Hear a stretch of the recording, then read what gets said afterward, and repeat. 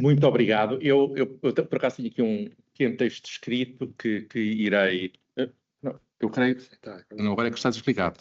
Não. Está ligado, está ligado. Está ligado? Creio que não. Mas, e na verdade, eu ouvia o professor Nuno Severino Teixeira e realmente outras perspectivas.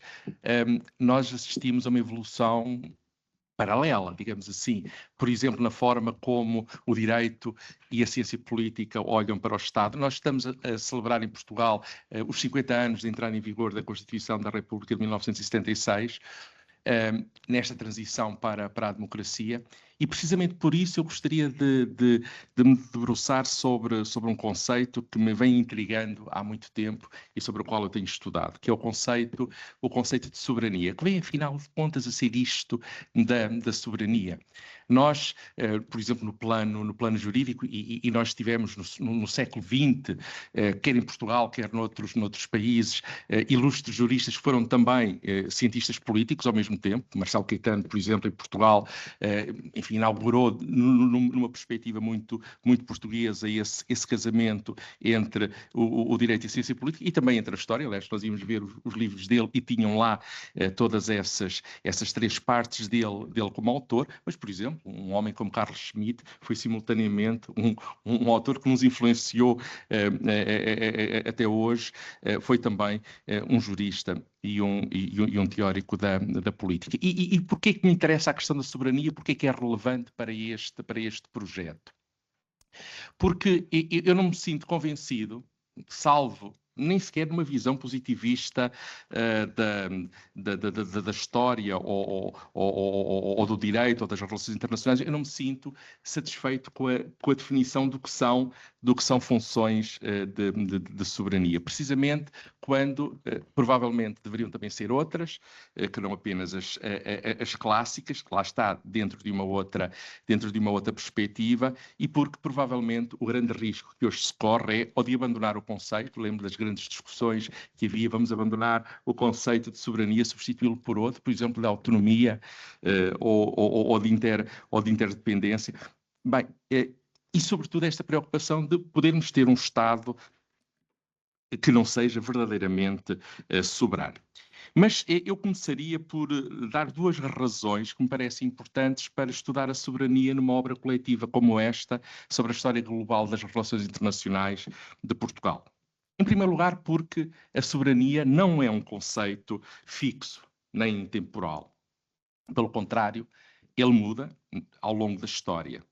Aquilo que hoje entendemos como soberania estatal moderna é apenas uma das formas possíveis. Claro que isto que eu estou a dizer é discutível, mas eu avanço. Se recuarmos no tempo, vemos soberanias imperiais, dinásticas, coloniais, ou mais recentemente, como muitos afirmam, partilhadas ou limitadas, nos casos da integração regional. E aqui devo dizer que o caso da integração de Portugal nas comunidades europeias, desde 1986, é muito relevante e merece atenção. Ou seja, a soberania não é um ponto de partida estável. É uma construção histórica em transformação. Em segundo lugar, porque a soberania não é apenas uma ideia teórica, ela estrutura a própria ordem internacional. Define quem tem autoridade, quem pode agir e em que condições. Mas, ao mesmo tempo, é também um espaço, um campo em disputa permanente. Foi usada para afirmar a independência e a emancipação política, mas também para justificar intervenções, o próprio colonialismo, formas de protetorado, diferentes formas de dependência. Na prática histórica, a soberania nunca funcionou como um princípio neutro. Funcionou também como uma linguagem de poder. Por isso, estudar a soberania numa perspectiva global permite-nos não só compreender como se estrutura o sistema internacional, mas também quais são as tensões, as hierarquias e as assimetrias que o atravessam. Realmente, durante algumas décadas, as últimas, pelo menos, acreditou-se que a globalização tornaria a soberania uma ideia ultrapassada. Imaginou-se um mundo onde as fronteiras perderiam importância, a ideia de um mundo plano, do Thomas Friedman, em que os mercados substituiriam a centralidade dos Estados e as organizações internacionais, lá está, não apenas o Estado, as organizações internacionais e outras entidades conduziriam uma ordem mais cooperativa e menos dependente da força. Mas o século XXI mostrou precisamente o contrário. A soberania não desapareceu, regressou, só que transformada. Regressou nas fronteiras da Ucrânia, na anexação da Crimeia, na invasão russa de 2022, nas crises energéticas, nas tensões, ainda que por vezes invisíveis, entre os Estados Unidos e a China, ou em questões muito práticas, na disputa pelos semicondutores, na corrida pela inteligência artificial ou na regulação das plataformas digitais. Sobretudo, regressou numa pergunta que para mim é central. Quem controla as condições reais da decisão política? Hoje, soberania já não significa a ilusão de decidir sozinho. Sabemos que há quem pensa assim, com os erros que nós também verificamos. Mas não é assim. Significa a capacidade de não sofrer passivamente as decisões dos outros.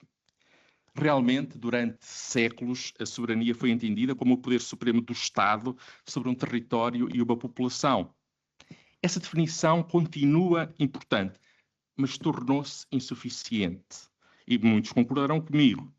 Realmente, um Estado pode ser juridicamente soberano e ainda assim materialmente dependente. Pode ter bandeira, parlamento, governo, mas não controlar a energia, a defesa, os dados, as cadeias de abastecimento ou as infraestruturas tecnológicas.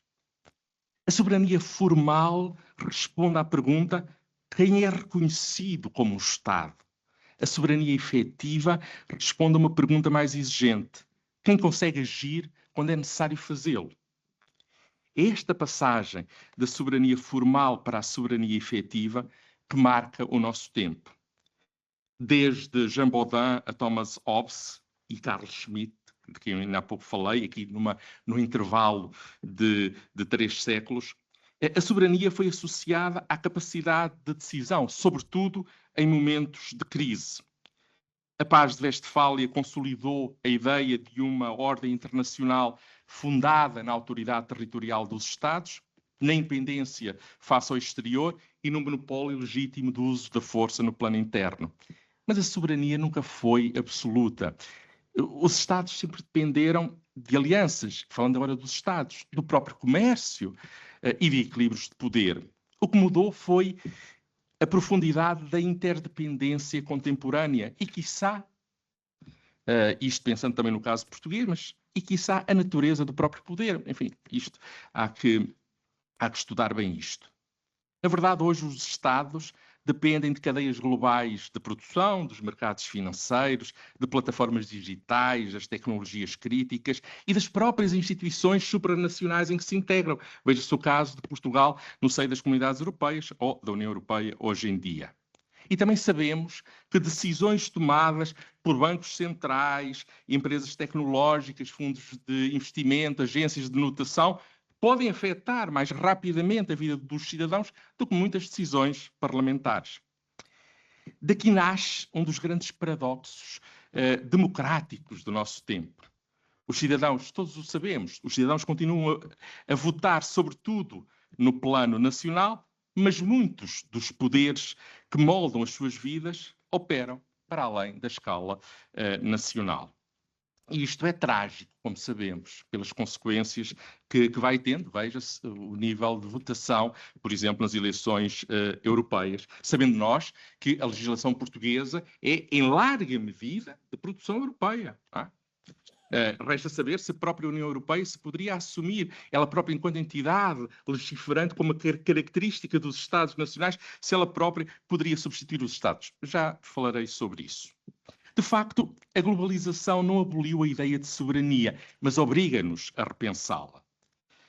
Como Dani Rodrik observou naquilo que chamou o trilema político da economia mundial, a hiperglobalização, a soberania nacional e a democracia formam um triângulo instável. Podemos aprofundar 2 destas dimensões, mas não realizar plenamente as 3 ao mesmo tempo. As crises recentes tornam isso evidente. A pandemia da Covid-19 mostrou que nenhum Estado consegue responder sozinho a uma crise global. Mas mostrou também que, nos momentos decisivos, os cidadãos continuam a procurar a proteção no Estado. Foram os Estados que fecharam as fronteiras, mobilizaram recursos, financiaram as economias e organizaram as respostas sanitárias. A pandemia revelou, portanto, duas verdades simultâneas. O Estado isolado é insuficiente, mas o Estado continua indispensável.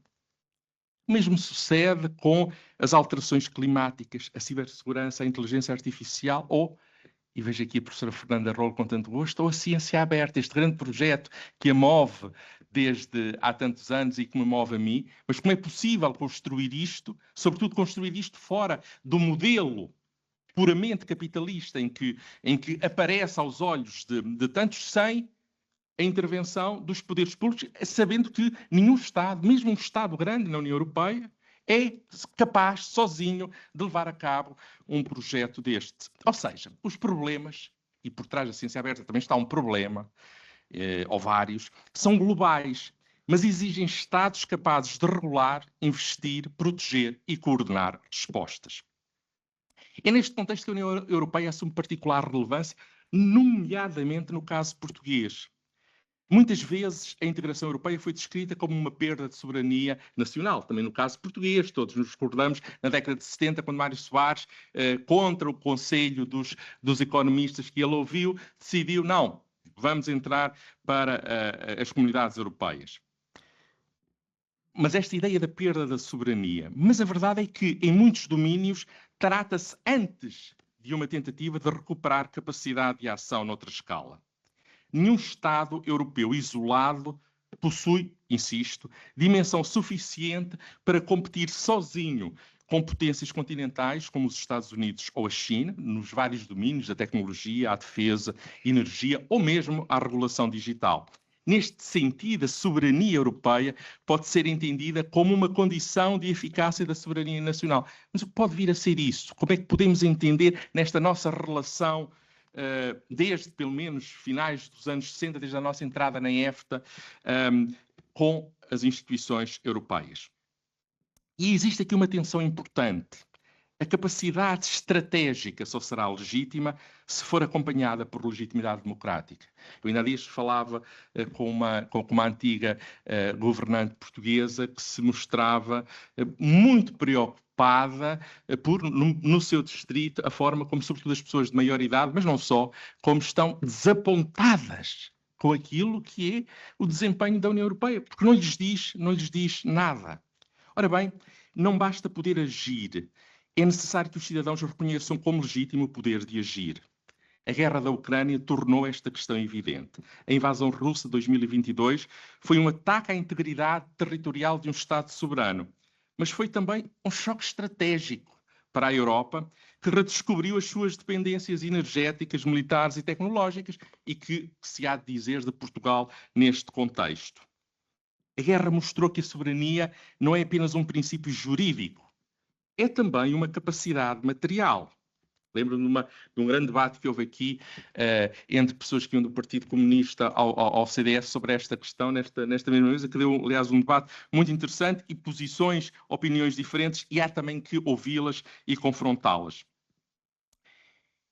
Os conflitos contemporâneos já não se travam apenas no terreno militar tradicional. Incluem, como sabemos, ciberataques, manipulação informativa, pressão económica, controle energético, utilização de drones e de satélites e uso da inteligência artificial.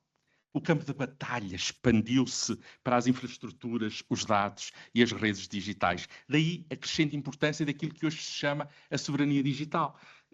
Fala-se muito na União Europeia.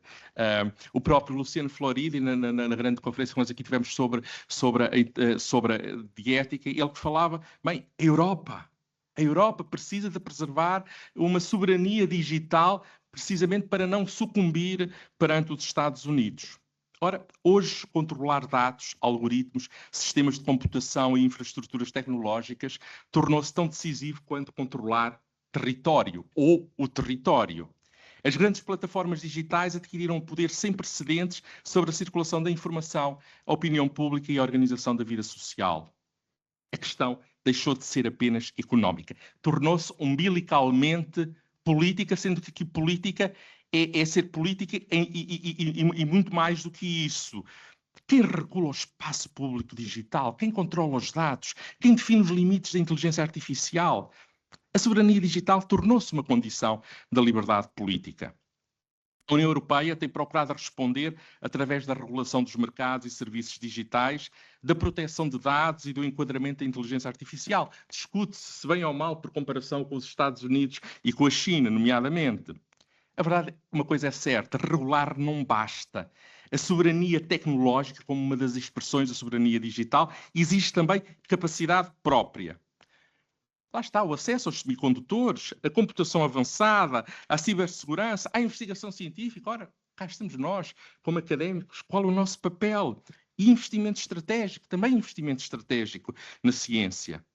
Porque quem controla a tecnologia, controla as novas formas de poder.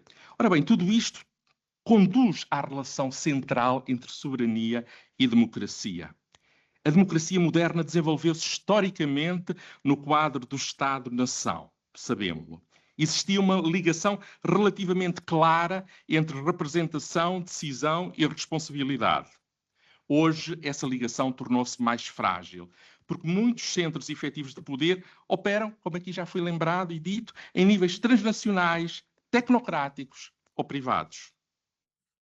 Daqui nasce uma sensação crescente de impotência democrática, que a mim pessoalmente me preocupa. Muitos cidadãos sentem e sabem que votam, mas sentem também que as suas decisões essenciais são tomadas noutro lugar. É neste terreno que prosperam discursos populistas e soberanistas. Mas importa distinguir soberania democrática de nacionalismo autoritário. A soberania democrática significa de ter capacidade coletiva de decisão, proteção de direitos e responsabilização política. O nacionalismo autoritário, pelo contrário, tende a concentrar o poder, a hostilizar minorias, a enfraquecer instituições democráticas em nome do povo, o que é uma ironia. O verdadeiro desafio do nosso tempo não é uma escolha entre soberania, e esta para mim é a ideia principal, entre soberania e interdependência ou autonomia. Nenhum Estado vive fora da interdependência. Mas nenhuma democracia sobrevive se os cidadãos sentirem que já não controlam o seu destino coletivo. Precisam as pessoas de uma soberania suficiente para preservar a capacidade democrática de decisão e de uma cooperação suficiente para enfrentar problemas globais. Não há resposta séria às alterações climáticas, às pandemias, aos problemas de cibersegurança ou à inteligência artificial sem cooperação internacional. Mas também não há democracia viva sem a capacidade política de decidir. Por isso, a soberania do século XXI, como muitos autores dizem, terá de ser multinível, local, nacional, europeia e global. Local, porque exige respostas próximas. Nacional, porque o Estado continua a ser o principal espaço de legitimidade democrática. Europeia, porque muitos desafios requerem uma escala continental. Global, porque certos problemas só podem ser enfrentados através da cooperação internacional. Mas essa soberania multinível não pode ser apenas tecnocrática. Se a decisão se desloca para outros níveis, o controle democrático deve acompanhá-la. Isto é importante também perceber o que se passa nesta matéria. A grande questão política do nosso tempo talvez seja precisamente esta: como construir capacidade de ação sem perder legitimidade democrática. A globalização não eliminou a soberania.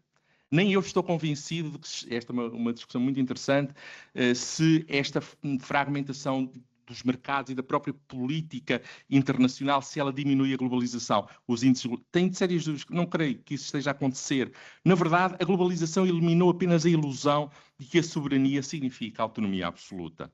O mundo continua globalizado, mas tornou-se mais fragmentado, mais competitivo e mais vulnerável. A força regressou ao centro da política internacional. Hoje a soberania já não é apenas controle territorial, é também autonomia tecnológica, de segurança energética, resiliência económica, proteção de infraestruturas críticas e capacidade democrática de regulação. As perguntas decisivas são várias, e não vou aqui dizê-las todas, mas quem controla os dados, quem produz os chips, quem fornece a energia, quem desenvolve a inteligência artificial. quem responde perante os cidadãos. No fundo, a questão da soberania continua a ser a questão central da política moderna. Quem decide?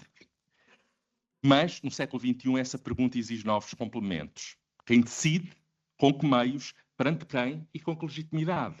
Se a soberania for apenas poder, pode transformar-se em dominação. Como sabemos que há casos assim. Se for apenas identidade, pode tornar-se exclusão.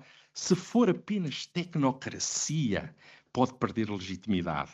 Mas se for capacidade democrática de agir num mundo interdependente, então continua a ser uma condição essencial da liberdade coletiva.